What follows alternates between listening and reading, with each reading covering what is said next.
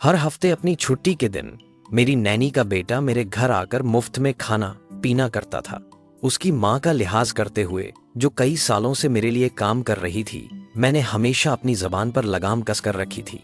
लेकिन एक दिन यह सब बदल गया जब मैं घर लौटा और देखा कि दरवाजे का कोड बदल दिया गया है और दरवाजे पर एक नोट चिपका था। नैनी का बेटा सोफे पर पैर मोड़कर बैठा था और एक तीखे, नाराज लहजे में बोल रहा था, क्या तुम्हें पढ़ना नहीं आता? तुम दिन रात हमारे घर पर मुफ्त की रोटियां तोड़ते रहते हो। क्या तुम्हें जरा भी शर्म नहीं आती? अगर तुम्हारे पास रहने के लिए कोई जगह नहीं है तो जाकर सड़क पर सो जाओ। मैं तुम जैसे मुफ्तखोरों को बिल्कुल भी बर्दाश्त नहीं कर। छोटे मालिक, मैं माफी चाहती हूँ। मेरे बेटे को नहीं पता कि मैं यहाँ नैनी का काम करती हूँ और उसका मिजाज भी कुछ छोटे मालिक जैसा ही है। उसे अजनबियों के साथ एक ही छत के नीचे रहना पसंद नहीं है। वैसे क्या आपके परिवार का शहर के बाहरी इलाके में कोई दूसरा घर नहीं है? अब से जब भी मेरा बेटा वीकेंड पर यहाँ रहने आएगा तो शायद आप उस घर में जाकर। यह कहकर नैनी ने बिना किसी औपचारिकता के सामने का दरवाजा बंद कर दिया। बाहर खड़े होकर मैंने चुपचाप पब्लिक सिक्योरिटी ब्यूरो को फोन मिलाया। हेलो, किसी ने गैर कानूनी तरीके से मेरे घर में घुसकर उस पर कब्जा कर लिया है। क्या आप कृपया जितनी जल्दी हो सके घटनास्थल पर अधिकारियों को भेज सकते हैं? मैंने कभी कल्पना भी नहीं की थी कि मुझ पर देश के सबसे अमीर आदमी के बेटे पर कभी किसी और की मेहमान नवाजी पर पलने वाले एक मामूली घुसपैठिए होने का आरोप लगेगा। अवैध रूप से प्रवेश करने के विशिष्ट विवरणों के संबंध में नैनी वांग शियुकिन ने हड़बड़ी में दरवाजा खोला। वह तेजी से मेरी ओर बढ़ा। छोटे मालिक, क्या हुआ? आपने पुलिस को क्यों बुलाया? मैंने उस पर एक नजर डाली लेकिन चुप ही रही। वह अफसर जिसे हम अंकल हैट कहकर बुलाते थे ने उसे ऊपर से नीचे तक घूरा। तो तुम ही हो वह जिसके बारे में मिस्टर लिन बात कर रहे थे? वह जिसने गैर कानूनी ढंग से? नहीं कॉमरेड ऑफिसर, यह सब बस एक गलतफहमी है। मैं यंग मास्टर लिन की नैनी हूँ। मेरी एकमात्र जिम्मेदारी उनकी रोजमर्रा की जरूरतों का ध्यान रखना है। मेरे बेटे के स्कूल में छुट्टियां चल रही हैं, इसलिए वह कुछ दिनों के लिए यहाँ रहने आया है। अभी जो दिक्कत हुई थी वह कीपैड लॉक में आई एक खराबी की वजह से थी। जब मैंने उसे ठीक करवाने के लिए किसी को बुलाया तो मैंने इस मौके का फायदा। जैसे ही वह बोला, उसने फिर से विला के दर देखा। जैसे ही मुझे पहला मौका मिला, पुलिस वाले ने मेरी ओर देखा, फिर उसे देखा। लिन सर, क्या आप इसे और आगे बढ़ाना चाहते हैं? मैं अभी बोलने ही वाला था कि वांग शियुकिन ने अचानक अपनी आवाज धीमी कर ली और ठीक मेरे कान के पास। युवा स्वामी माजे के पिता का देहांत कम उम्र में ही हो गया था। उसे अकेले ही पालना मेरे लिए आसान नहीं था। उसने अभी कॉलेज शुरू किया है। यह वह समय होता है जब, इसके अलावा, वह बिना पिता के प्यार के बड़ा हुआ है, इसलिए उसका स्वभाव कुछ हद तक अस्थिर है। अगर उसे पता चल गया कि मैं एक नैनी के अलावा और कुछ नहीं हूँ तो वह निश्चित रूप से इस बात को संभाल नहीं पाएगा। ऐसा करने के पीछे मेरा एकमात्र मकसद उसे कुछ मानसिक शांति देना था। प्लीज उन 12 सालों की खातिर जो मैंने आपके वांग शियुकिन को मेरे माता पिता का जिक्र करते सुनकर मेरा दिल सचमुच एक पल के लिए पिघल गया। वांग शियुकिन पिछले 12 सालों से हमारे परिवार के साथ हैं। मेरी माँ के जीवित रहते उनकी सेहत अक्सर खराब रहती थी और वांग शियुकिन ही थी जिन्होंने उनकी निजी तौर पर देखभाल की, उन्हें चाय पानी दिया और पूरी लग्न बारीकी से उनकी सेवा की। जिस दिन मेरी माँ का देहांत हुआ, वांग शियुकिन किसी भी और व्यक्ति से ज्यादा फूट जब भी कोई छुट्टी या त्योहार आता तो मैं उन्हें एक लाल लिफाफा देती। वह हमेशा काफी देर तक मना करती और आखिर में जाकर उसे स्वीकार करती। 3 महीने पहले उनके बेटे चेनजे और मुझे, हम दोनों को एक ही यूनिवर्सिटी में एडमिशन मिल गया। वांग शियुकिन खुशी और चिंता के बीच फंसी हुई थीं। उन्हें इस बात से बहुत संतोष था कि उनका बेटा इतना होनहार है, लेकिन यूनिवर्सिटी की बहुत ज्यादा फीस को लेकर वह परेशान थी। यह एक मेरा हाथ थामकर उसने मेरा तहे दिल से शुक्रिया अदा किया और कसम खाई कि वह किसी न किसी दिन मेरी इस मेहरबानी का बदला जरूर चुकाएगी। लेकिन पिछले महीने से हालात ने एक नया मोड़ ले लिया। एक दिन जब मैं घर लौटा तो मैं यह देखकर हैरान रह गया कि वांग शियुकिन का बेटा। छोटे मालिक, इस वीकेंड मेरे बेटे की छुट्टी है और उसके पास जाने के लिए कोई जगह नहीं है। चूंकि मैंने उसे काफी समय से नहीं, मैंने सिर हिला दिया और कुछ नहीं कहा। आखिर हमारे घर में खाली कमरे काफी थे, इसलिए माँ बेटे को कुछ समय के लिए साथ रहने देना कोई बहुत बड़ी बात नहीं थी। लेकिन जैसे जैसे समय बीतता गया, मुझे धीरे धीरे यह महसूस होने लगा कि कुछ तो गड़बड़ है। उनका तथाकथित 2 दिन का ठहराव धीरे धीरे हर वीकेंड का एक पक्का और अटल नियम बन गया। हर शुक्रवार शाम को चेन जे ठीक समय पर मेरे घर आ जाता। मैं यह बात समझ सकता हूँ, आखिरकार हर कोई बाहरी लोगों के सामने अपनी एक आकर्षक और शानदार छवि पेश करना चाहता है, लेकिन जो बात मेरी समझ से बाहर थी वह थी चेंजे का वह अंदाज। जब भी वह मेरी तरफ देखता था, उसकी आंखों में हमेशा घृणा और तिरस्कार भरा होता था, मानो मेरी मौजूदगी से उसे सिवाय परेशानी के और कुछ मिलता ही न हो। कई बार तो ऐसा भी हुआ कि जब मैं सोफे पर बैठकर टीवी देख रहा होता था तो वह मुझे लगा कि उसे सचमुच कुछ गड़बड़ होने का अंदाजा हो गया है, क्योंकि उसने तो खास तौर पर वांग शुकिन को घर की अच्छी तरह से सफाई करने का निर्देश भी दिया था। लेकिन जैसा कि बाद में पता चला, चेन जे का बर्ताव तो और भी ज्यादा हद से गुजरने लगा। या तो वह उस जगह पर जहां मैं बैठी होती जोर शोर से कीटाणुनाशक स्प्रे करता, या फिर सोफे पर एक डिस्पोजेबल सीट। एजी को इस बात की भी चिंता थी कि वे चीजें अस्वच्छ हो सकती हैं और आपकी साफ सफाई भी सुरक्षा से समझौता कर सकती हैं। इसीलिए वह उस समय मैंने इस बारे में ज्यादा नहीं सोचा था। आखिर स्कूल जाने और हमारे पारिवारिक बिजनेस के छोटे बड़े तमाम काम संभालने के बीच मैं हर दिन काम में इतना डूबा रहता था कि मेरे पास ऐसी बातों पर उससे बहस करने की हिम्मत ही नहीं बचती थी। आज दोपहर जब मैंने दरवाजे पर चिपका हुआ वह नोट देखा, तब जाकर मुझे यह बात समझ आई।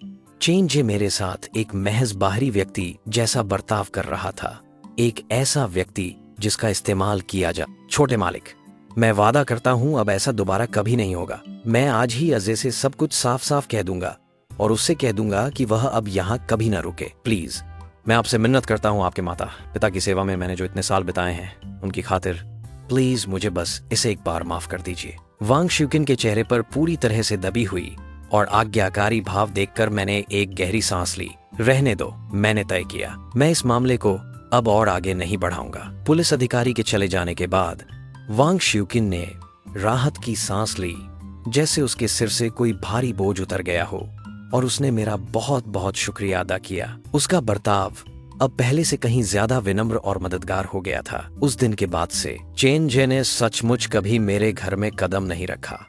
हर बार जब भी मैंने पूछा, वांग शुकिन के पास कोई ना कोई। छोटे मालिक, मुझे सच में बहुत अफसोस है, सफाई करते समय मुझसे गलती से वह रेड वाइन की बोतल टूट गई। इसके अलावा बर्तनों का वह सेट काफी समय से इस्तेमाल हो रहा था। उन्हें धोते समय मैंने उनमें कुछ दरारें देखी और इस चिंता में कि कहीं आपको चोट ना लग जाए, मैंने उन्हें फेंक दिया। और आखिर में मैं आपके कपड़े ड्राई क्लीनिंग के लिए दुकान पर ले गया था, लेकिन लॉन्ड्री वालों ने उन्हें कहीं खो दिया।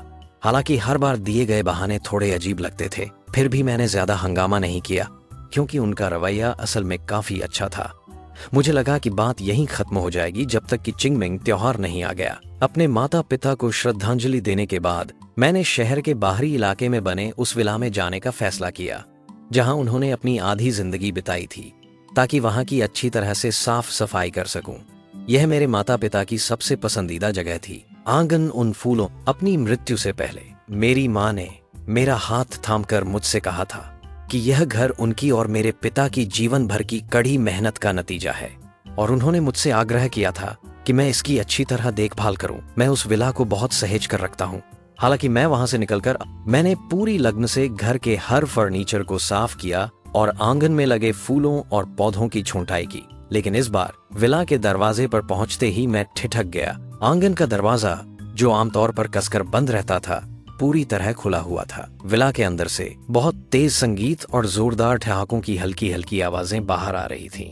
मैंने तुरंत आगे बढ़कर दरवाजा खोला, जो थोड़ा खुला हुआ ही छोड़ दिया गया था। अंदर का नजारा देखते ही मैं पूरी तरह से हक्का बक्का रह गया। विला का लिविंग रूम पूरी तरह से अस्त व्यस्त। लाखों की कीमत वाला असली चमड़े का सोफा सिगरेट के टुकड़ों से बने जले हुए छेदों की एक पूरी कतार से भरा हुआ था। मेरी दिवंगत माँ का प्यारा फारसी कालीन अनगिनत पैरों तले रौंदा गया था और उस पर कई बार लाल वाइन गिरने के दाग लगे हुए थे। जहां तक दीवारों पर टंगे यादगार तोहफों की बात थी, उनमें से कुछ को उतारकर फोटो खिंचवाने के लिए प्रॉप्स के तौर पर इस्तेमाल किया गया था, जबकि बाकी कोने में टूटे फूटे पड़े थे।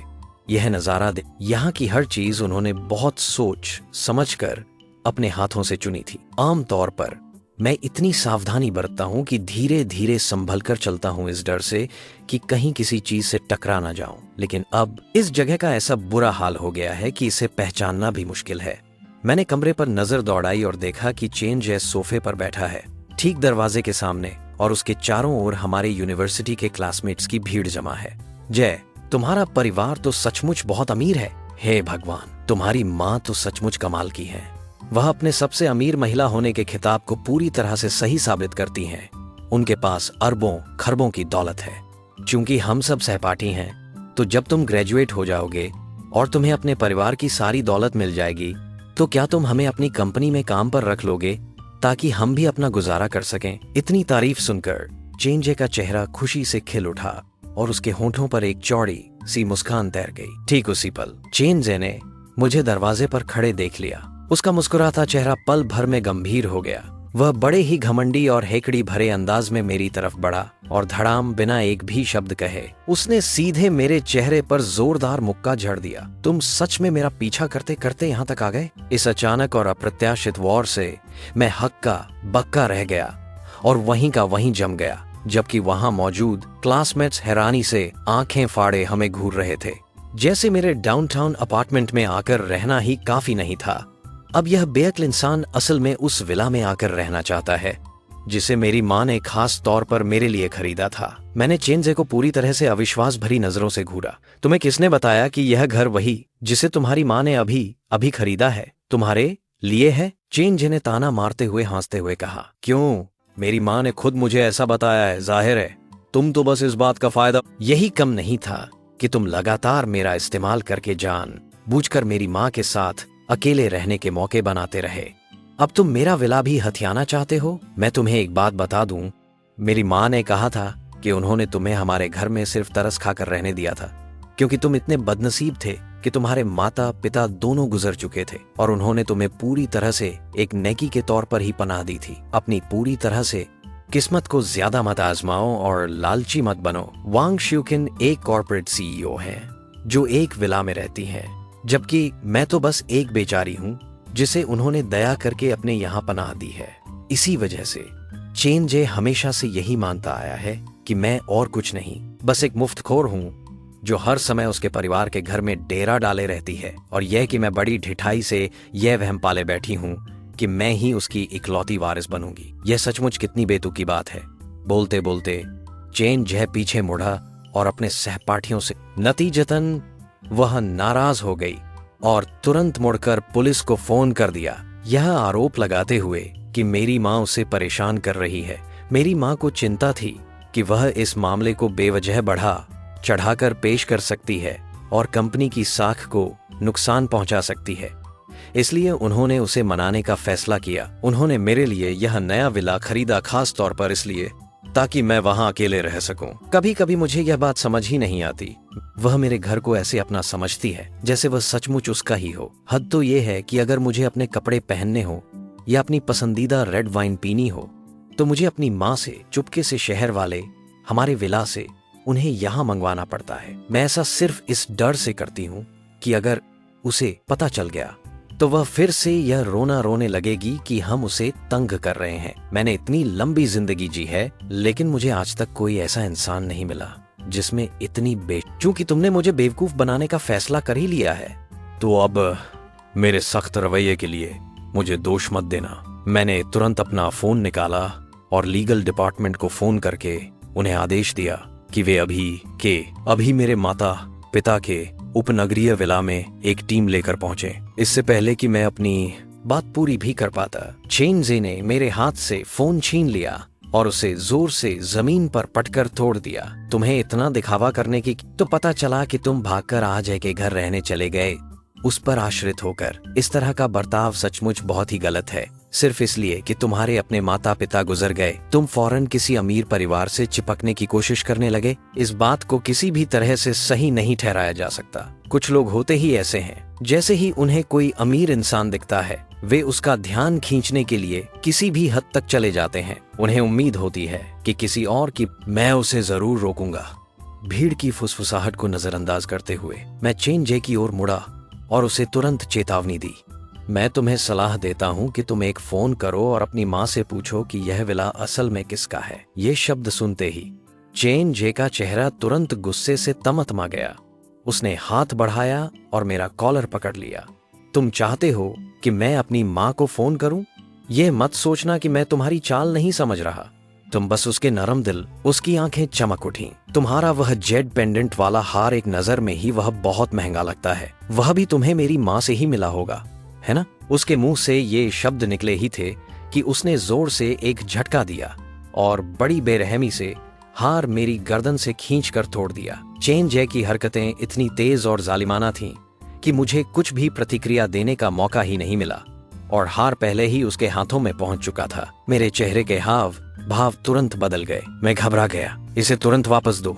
ये मेरी माँ ने मुझे दिया था। हो सकता है इसकी कीमत ज्यादा न हो, लेकिन मेरे लिए यह बेहद अहम है। इसे मेरे हवाले करो अभी। जैसे ही मैंने यह कहा, मैंने हाथ बढ़ाया और उसे वापस छीनने की कोशिश की। वह जेड पेंडेंट, वह हार एक ऐसा ताबीज था जिसे मेरे लिए हासिल करने के लिए मेरी माँ ने अपनी जान तक दांव पर लगा दी थी।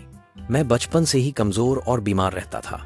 जब मैं 10 साल का था तो मैं बहुत ज्यादा बीमार पड़ गया। 40 डिग्री की झुलसा देने वाली गर्मी में वह एक एक कदम और एक एक साष्टांग प्रणाम करते हुए पहाड़ के तल से लेकर उसकी चोटी तक घुटनों के बल चलकर प्रार्थना करती हुई आगे बढ़ी। वह तब तक घुटनों के बल चलती रही जब तक उसके घुटने लहूलुहान होकर नीचे की सफेद हड्डी को न दिखा देने लगे। उसने अपना सिर जमीन पर तब तक पटका जब तक उससे खून न बहने लगा और उसकी चेतना बार बार आती जाती रही।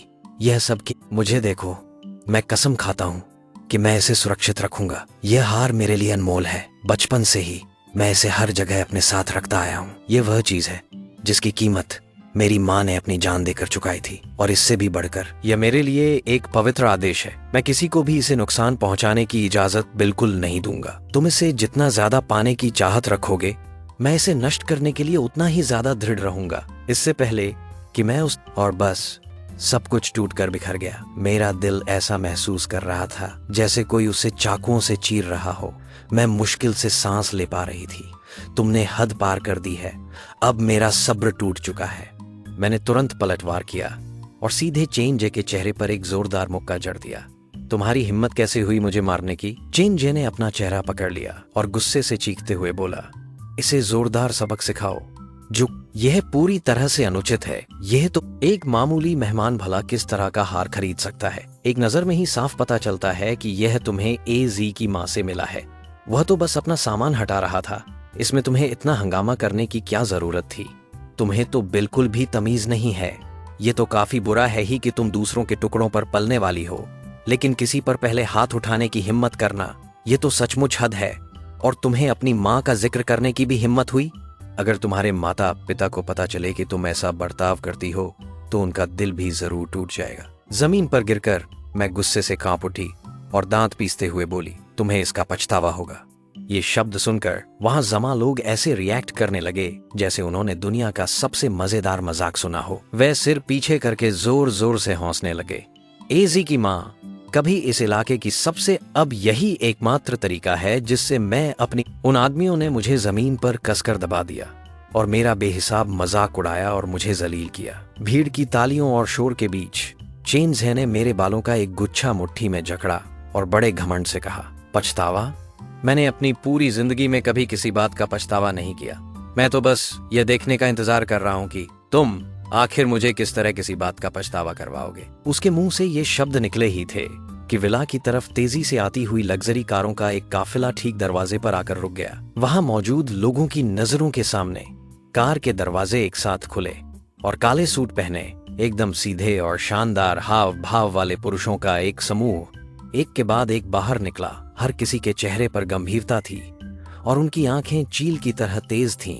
वे तेजी से विला के दरवाजे की ओर बढ़ रहे थे। इस समूह की अगुवाई एक महिला कर रही थी जिसने ड्रेस पहनी हुई थी, सोने के फ्रेम वाला चश्मा लगाया हुआ था और उसके बाल घुंघराले थे। यह कोई और नहीं, उसके पीछे लीगल डिपार्टमेंट के 20 से ज्यादा कर्मचारी और कई पेशेवर सुरक्षा कर्मी चल रहे थे। हर किसी के हाथ में एक फाइल फोल्डर और शरीर पर लगा एक कैमरा था। अपनी जबरदस्त मौजूदगी के साथ उन्होंने तुरंत विला के प्रवेश द्वार को घेर लिया और उसे पूरी तरह से बंद कर दिया। यह नजारा देखकर वहां मौजूद छात्र हक आखिर चल क्या रहा है? अचानक इतने सारे लोग कहां से आ गए? ये भी कोई पूछने की बात है? जाहिर है ये सब एजी की माँ का किया धरा है। वह बहुत अमीर हैं। उन्हें पता था कि एजी आज खास तौर पर अपने क्लासमेट्स को विला में पार्टी के लिए बुला रहा है, तो जाहिर है वह एक शानदार स्वागत समारोह करना चाहेंगी। यह बात तो बिल्कुल सही है। तो इसका मतलब है कि छात्रों ने कुछ देर तक अपना खुद का आकलन किया। कुछ ही पलों बाद वे साफ तौर पर जोश से भर उठे और उनके चेहरे घमंड से लबालब थे। चेंज है कि आंखें चमक उठीं। उसने तुरंत मेरे बालों से अपनी पकड़ ढीली कर दी, फिर अपने कपड़े ठीक किए और एक मेजबान के अंदाज में आगे बढ़ा। लियू रुयान ने चेंजे पर जरा भी ध्यान नहीं दिया। उसकी नजर तेजी से पूरे लिविंग रूम में घूमी। जब उसने मुझे देखा जमीन पर बेसुध पड़ा हुआ, मुंह के कोने से खून टपकता हुआ और बाल बिखरे हुए, तो उसका चेहरा तुरंत गुस्से से मिस्टर लिन, क्या आप ठीक हैं? उसकी आवाज नरम थी, फिर भी उसमें एक ऐसी इज्जत थी जिस पर कोई सवाल नहीं उठाया जा सकता था। यह सुनकर भीड़, जिनके चेहरे कुछ ही पल पहले उम्मीद से भरे हुए थे, अचानक पूरी तरह से हक्के बक्के रह गए। यहाँ तक कि चेन जे भी थोड़ा हैरान रह गया। ठीक अगले ही पल, जैसे उसने अभी अभी कोई बेहद बेतुकी बात सुनी हो, वह अचानक जोर जोर से हंसने लगा। प्रेसिडेंट लिन, क्या तुम लोगों ने सुना? इस औरत ने सच में इस मुफ्तखोर को प्रेसिडेंट लिन कहा। वहां मौजूद छात्र भी हंसे और मजाक उड़ाने में शामिल। क्या तुम लोगों ने इसे कोई और ही समझ लिया है? ये तो बस भाई जे का एक चमचा है, हमेशा मुफ्त का खाता रहता है और इसके दिमाग में इसके सिवा कुछ नहीं चलता कि कैसे उस आदमी से चिपके रहा जाए। बिल्कुल सही, ऐसा आदमी तो बॉस होने से कोसों दूर है। बेहतर हो। यह सुनकर लियू रुयान ने तुरंत अपनी भौहें से उसकी आवाज ऊंची नहीं थी, फिर भी वह किसी चाकू की तरह थी जो कमरे के सारे शोर को साफ और निर्णायक ढंग से काट डालती थी। जब सब लोग हैरानी, आपके सामने खड़े सज्जन शेंग ग्रुप के प्रेसिडेंट हैं श्री लिन तियानकिंग। पूरा कमरा एक पल के लिए जम सा गया और फिर उससे भी जोरदार ठहाको। हा हा हा हा, यह तो हर मिनट और भी ज्यादा बेतुका होता जा रहा है। अगर वह शेंग ग्रुप की चेयरवुमन होती तो बिल्कुल सही।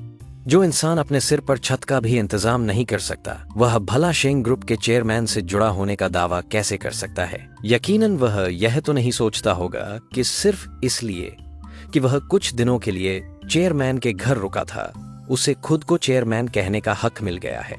यहाँ तक कि ब्रदर जे, जो चेयरमैन के अपने सगे रिश्तेदार हैं, भी ऐसी बेतुकी बात कहने की हिम्मत नहीं करेंगे। फिर भी यह आदमी जो मैं, अब मुझे बात समझ आई। तुम लोग और कुछ नहीं, बस कुछ एक्टर हो। क्या लिन तियानकिंग को एहसास हो गया था कि वह ब्रदर जे का मुकाबला नहीं कर सकता, इसलिए वह घबरा गया और अपनी इज्जत बचाने के लिए उसने खास तौर पर यह तो बस अफसोस की बात है कि हम क्लासमेट हैं और उसे अच्छी तरह जानते हैं। तुम्हारी यह छोटी सी नौटंकी हमें बेवकूफ नहीं बना पाएगी। चलो अब सच सच बताओ, लिन तियानकिंग ने तुम्हें यहाँ आकर यह नाटक करने के लिए कितने पैसे दिए? मैं तुम्हें उससे दुगने पैसे दूंगा। चेन जे ने भी उपहास भरी नजरों से लियू रुयान की ओर, अगर तुम्हें नाटक ही करना है तो कम से कम उसे थोड़ा तो भरोसे लायक बनाओ। इसके बजाय तुमने तो गलत इंसान से पंगा ले लिया है। खुद को मेरी माँ बताने की कोशिश कर रहे हो क्या? तुम्हें यह है? ये सुनकर लियू रुयान ने अपनी भौहें से, वांग शियुकिन, क्या वह प्रेसिडेंट लिन के घर की नैनी ने? लियू रुयान की बातें सुनकर चेंजे का चेहरा अचानक बदल गया और वह तुरंत एक तीखी चीख के साथ चिल्लाया, तुम नैनी? ये तुम क्या बकवास कर रही हो? मेरी माँ भला नैनी कैसे हो सकती है? वह तो शेंग ग्रुप की सीईओ है, इस देश की सबसे अमीर महिला, और मैं चेंजी इस देश के सबसे अमीर इंसान का बेटा हूँ। लियू रुयान ने ठंडी सी घटनास्थल को तुरंत सुरक्षित करे और सबूत के तौर पर हर क्षतिग्रस्त चीज की तस्वीर ले।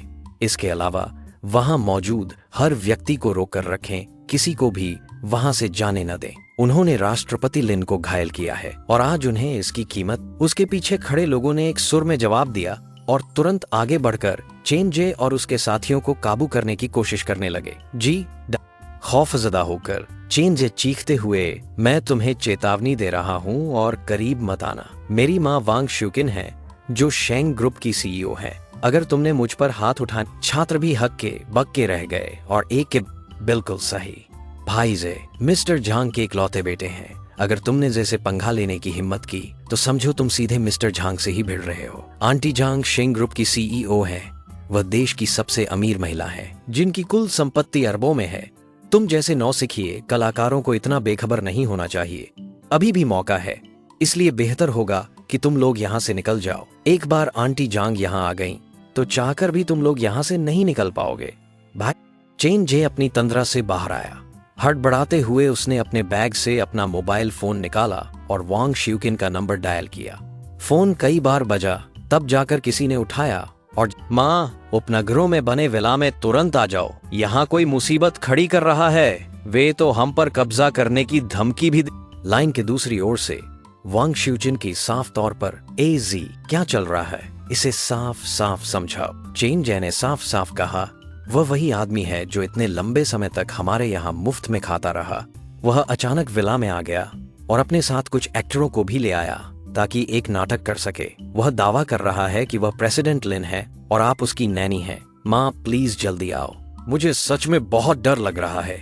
यह सुनकर फोन की दूसरी तरफ वाला व्यक्ति चुप हो गया। चेन जे इतना घबरा गया कि वह जोर जोर से पैर पटकने लगा। वांग शिवकिन ने मुश्किल से घूंट भरा और घबराई हुई आवाज, एजी, मैं अभी रास्ते में हूँ, बस अभी उनसे किसी भी तरह के झगड़े में मत पड़ना, मेरे वहां पहुंचने तक इंतजार करना, उसके बाद ही कुछ कर। ठीक है, मैं इंतजार करूंगा। चेन जे ने फोन काट दिया, फिर मुड़कर लियू रुयान और मेरी तरफ देखा। उसकी आंखों में नफरत की आग जल रही थी। बस तुम लोग इंतजार करो, मेरी माँ किसी भी पल यहाँ पहुंचने वाली है।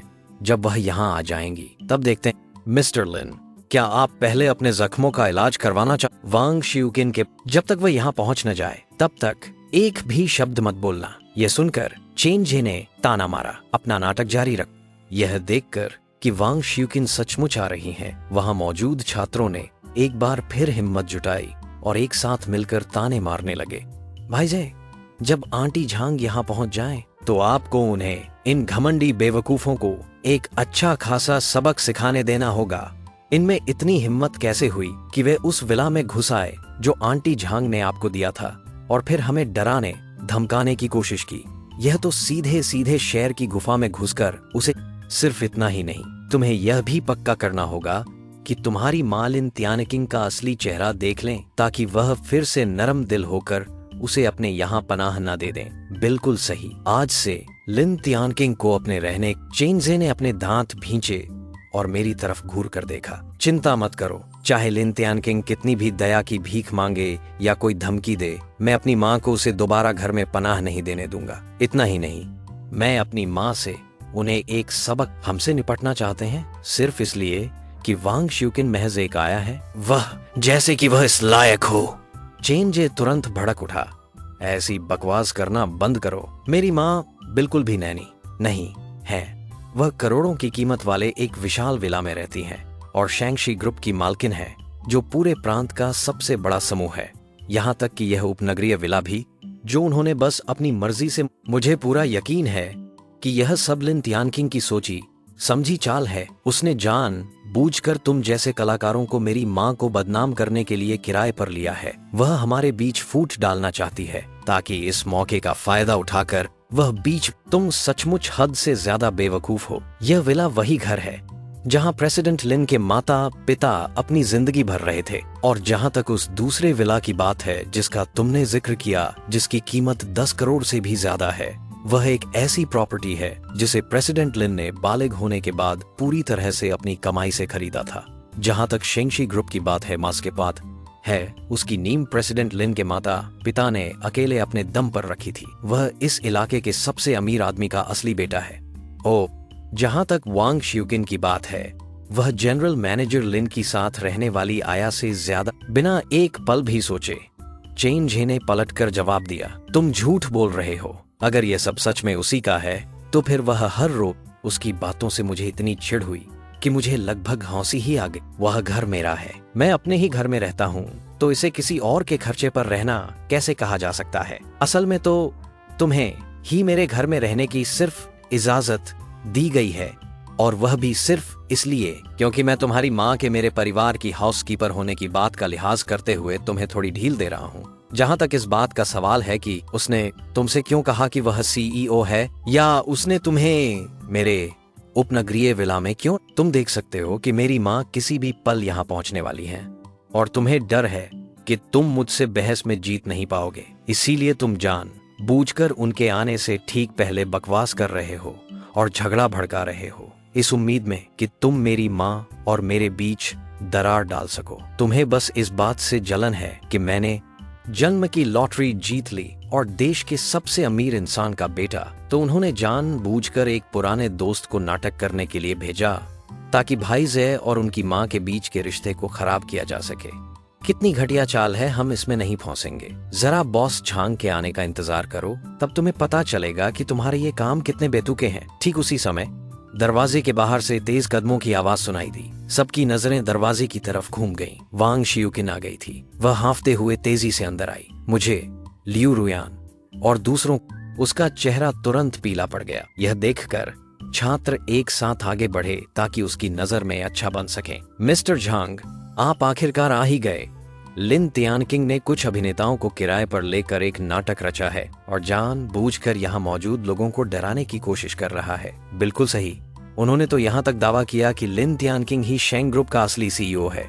और तो और उन्होंने यह भी कह दिया कि यह विला उसी का है, जबकि आप तो बस आप उन्हें इतनी आसानी से बख्श बिल्कुल नहीं सकते। बिल्कुल सही। इन घमंडी और नासमझ कलाकारों को खुद ही देखने दीजिए कि एक असली सीईओ कैसा दिखता है। वांग शियुकिन वहीं अपनी जगह पर जड़वत खड़ी रह गई। उसका चेहरा पीला पड़ गया था और उसकी नजरें लिविंग रूम में मची भारी उथल पुथल और बिखरे हुए मलबे पर घूमी, फिर मेरे होंठों के कोनों पर लगे खून के निशानों और मेरे बिखरे हुए बालों पर आकर ठहर गईं। आखिरकार उसकी नजरें जमीन पर टुकड़े टुकड़े होकर बिखरे पड़े उस जेड पेंडेंट पर आकर टिक गईं। उस टूटे हुए पेंडेंट को देखते ही उसकी आंखों की पुतलियां जोर से सिकुड़ गईं। वह उस जेड के टुकड़े को पहचान गई थी।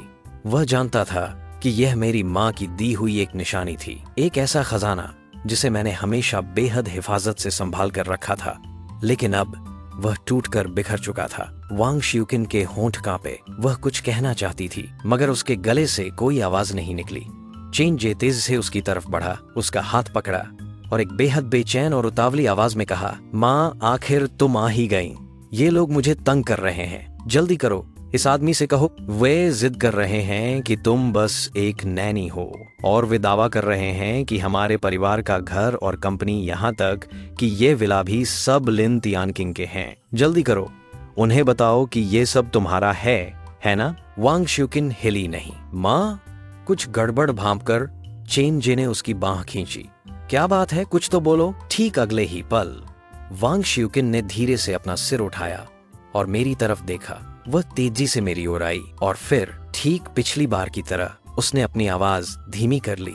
युवा स्वामी, कृपया मदद करना। मैं अपनी कुर्सी पर पीछे की ओर झुक गया और उसे ठंडी नजरों से देखता रहा। कृपया इस झूठ को छिपाना। आज के सामने मैंने घर का मालिक होने का नाटक किया। यह घर और यह कंपनी सब कुछ मेरा है। तुम तो बस एक बेचारे किराएदार हो जो मेरी छत के नीचे रह रहा है। बस इस एक बार मैं तुमसे मिन्नत करती हूँ। तुम भी मेरी तरह ही जानते हो कि एजी के पिता का देहांत तब हो गया था जब वह बहुत छोटा था और उसे अकेले पालना मेरे लिए बेहद मुश्किल काम था।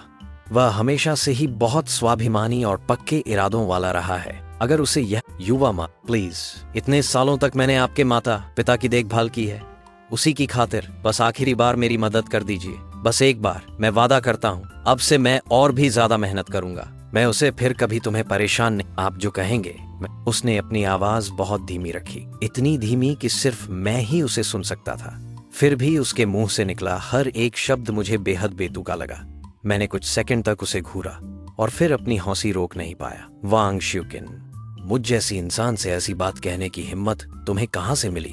वांग शियुकिन के चेहरे के हाव भाव जम से गए। उसकी आंखों में युवा माँ। वांग शियुकिन बेचैन हो गईं और उन्होंने अपनी आवाज नीचे। मैंने उसे नजरअंदाज किया और अपनी बात जारी रखी। अपने माता पिता के सम्मान में मैंने तुम्हें अपने घर में रहने दिया।